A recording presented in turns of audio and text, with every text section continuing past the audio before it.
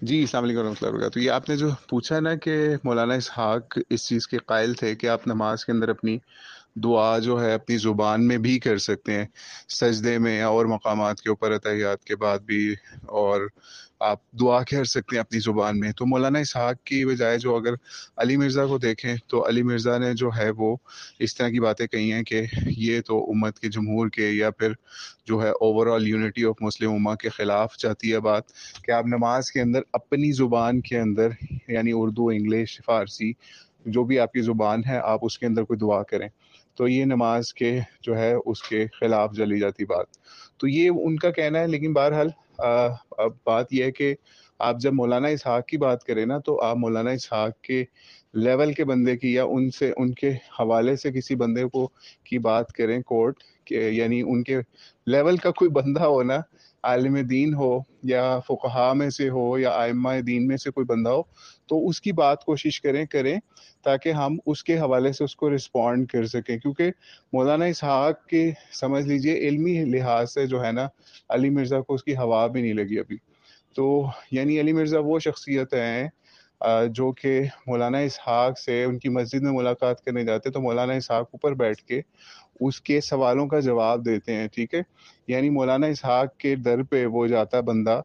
تاکہ وہ علم حاصل کرے کچھ مولانا اسحاق سے، اور بعد میں صرف ایک نشست کی بنیاد کے اوپر وہ اپنے آپ کو ان کا شاگرد گردانتا پھرتا ہے، اور پھر اس کے بعد وہ انہی کی باتوں میں کیڑے نکالنا شروع کر دیتا ہے. تو اللہ تعالیٰ ایسے جاہل شاگردوں سے ہمارے استادوں کی حفاظت کرے جو کہ کسی ایک دفعہ دو تین ملاقاتیں کسی سے کر لیں اور بعد میں دعوے کرنے لگ جائیں جی فلاں بندہ یا میرا جو ہے وہ مولانا اسحاق جو ہیں وہ میرے استاد ہیں. تو اس لیے یہ بہت بڑا دعویٰ ہے، اور پھر اس کے بعد ان کی باتوں کے اوپر بھی جو ہے وہ ایسا کام کرنے لگ جائیں. آپ یہ اسی طرح سے ہی ہے کہ کوئی بندہ جو ہے نا وہ اپنے باپ کی کا جو پردہ ہے نا وہ باہر جا کے کسی بھی لحاظ سے، چاہے علمی لحاظ سے، کسی بھی لحاظ سے چاک کرنا شروع کر دے، اپنے استاد کا کرنا شروع کر دے. تو استادوں سے ایسی نہیں ہوتی بات. اگر ان سے اختلاف بھی ہوتا ہے لوگوں کا تو وہ یہ کام نہیں کرتے، اور ایسا اختلاف جس پہ امت کے جو ہے کچھ علماء جو ہیں وہ کھڑے بھی ہوئے ہیں. تو بہرحال بات کی طرف جاتے ہیں کہ نماز کے اندر اپنی زبان کے اندر دعا. نبی علیہ الصلوۃ والسلام کے صحابہ کے اندر اگر ہم دیکھیں تو مختلف نیشنلٹیز، مختلف ریسز کے جو لوگ ہیں نا وہ تھے. لائک حضرت صہیب رومی دیکھ لیں، حضرت سلمان فارسی دیکھ لیں، اور اسی طریقے سے صرف یہ نہیں، اور بھی قوموں کے اندر، رومنز کے اندر سے دیکھ لیں. ایک بڑا کمانڈر تھا جس نے اسلام قبول کر لیا. نبی علیہ السلام تو مدینے میں تھے لیکن وہ نہیں آ سکا، وہیں پہ شہید ہو گیا وہ. یعنی وہ کمانڈر جو اس کا نام بھول گیا مجھے، امر کر کے اس کا نام تھا. تو اس کو تبوک سے پہلے جو ہے نا، غزوہ تبوک سے پہلے ان کے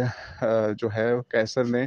سیزر نے آفر بھی کی کہ میں تمہاری کمانڈرشپ بھی بحال کر دوں گا اور تمہیں بہت اچھے عہدہ ہر چیز دوں گا، تم اسلام چھوڑ دو. اس نے، یا دوسرا آپشن یہ ہے کہ موت قبول کر لو، تو اس نے موت قبول کر لی تھی. تو اس طرح کے اور بھی کئی دوسری نیشنلٹیز کے لوگ تھے جو کہ نمازیں پڑھتے تھے،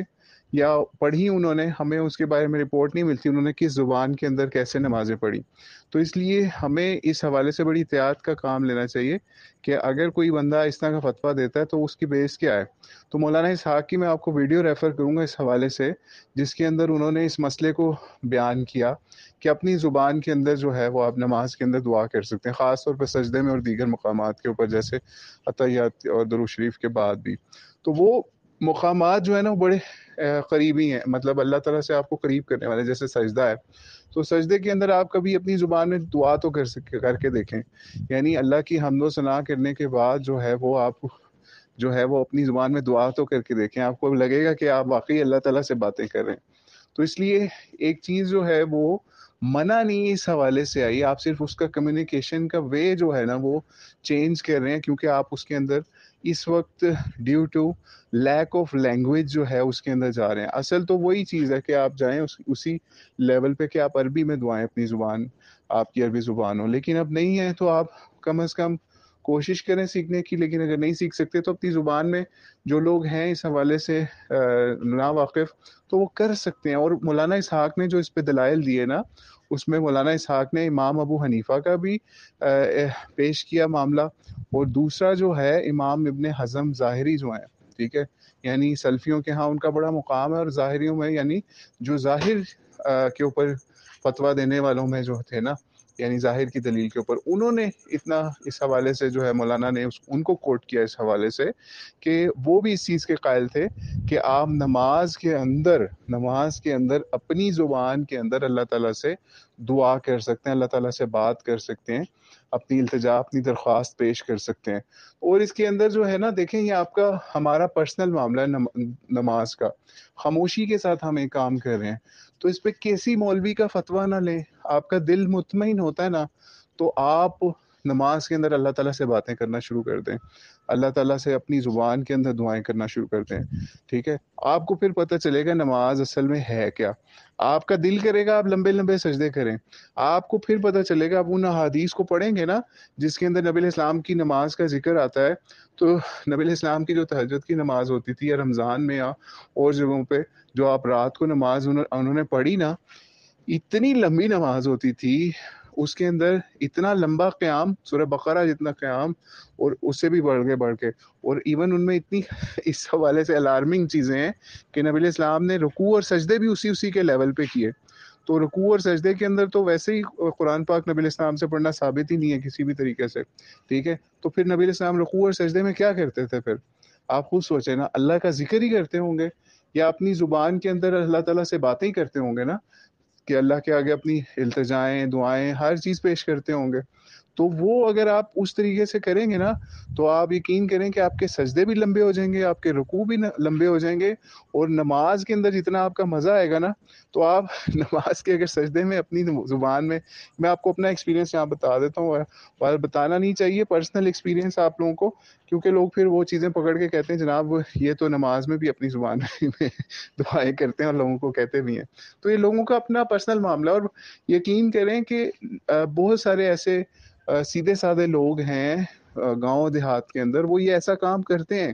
ٹھیک ہے؟ کچھ ڈرتے ہوئے نہیں کرتے، کسی کو بتاتے نہیں ہیں، اور وہ کچھ لوگ کرتے بھی ہیں۔ تو آپ کو کیا معلوم اللہ تعالیٰ کو ان کی کیا ادا پسند آ جائے۔ باقی نماز میں آپ کو عربی میں جو ہے وہ قرآن پاک پڑھنے سے کوئی منع نہیں کر رہا ہے، نبی علیہ السلام کی مسنون چیزیں پڑھنے سے کوئی دعا نہیں منع نہیں کرتا، لیکن مولانا اسحاق نے صرف یہ کہا تھا آپ اپنی زبان کے اندر اپنی درخواستیں، دعائیں اور باتیں جو ہیں شعر کی شکل میں، نثر کی شکل میں آپ کریں، تو اس لیے اس پہ کوئی ہمیں ممانعت نہیں ملتی، اور نہ ہی کوئی دین کا ایسا رول وائلیٹ ہو رہا ہوتا ہے اس کے اندر، یا تو نہ کوئی رول وائلیٹ ہو رہا ہو، یعنی ابھی اس سے کوئی یہ نہ رول نکالے کہ جناب نبی علیہ السلام کے دور میں تو پھر قبریں بھی پکی نہیں کرنے کا معاملہ تھا، لیکن ہمیں اس کے برخلاف چیزیں نظر آ جاتی ہیں نا، نبی علیہ السلام کی سنت نظر آ جاتی ہے اس کے اوپر، کہ نبی علیہ السلام نے منع کیا ان چیزوں سے، جس چیز سے منع کیا، یا پھر ان میں پھر بدعات کی آمیزش ہو جاتی ہے۔ لیکن یہاں صرف وے آف